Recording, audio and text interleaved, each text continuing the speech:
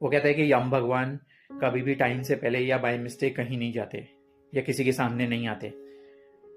But एक बार ऐसा हो गया, यम भगवान प्रकट हुए and he said to that human for whom he had come कि ब्रो आपका टाइम हो गया, you're done, you'll have to come with me.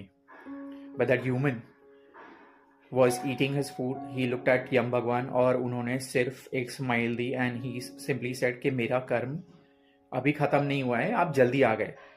यम भगवान वॉज अम्यूज्ड क्योंकि वो कभी भी टाइम से पहले नहीं आते किसी के सामने। तो he said no, your time is done. He said मेरा कर्म अभी भी बचा है, then you'll have to wait. Yama भगवान वॉज अम्यूज्ड। उन्होंने, उस मनुष्य ने अपना खाना खत्म किया, वेंट टू द टेम्पल और कुछ छोटी सी आवाज में विस्पर किया and he came back. Till the time he came back, Yama भगवान के हाथ से वो जो चाबुक होता है, या हमने आज तक जो चाबुक देखा है हर जगह पे, वो चाबुक स्लिप हो गया ऑटोमेटिकली। यम भगवान वॉज हैड नथिंग टू से। ही इमीडिएटली आस्क्ड दैट ह्यूमन कि आपने ऐसा क्या मांग लिया जो मेरे हाथ से ये चाबुक गिर गया ऑटोमेटिकली। ह्यूमन सेड मैंने लंबी आयु का प्रेयर नहीं किया है, I only ask for clarity.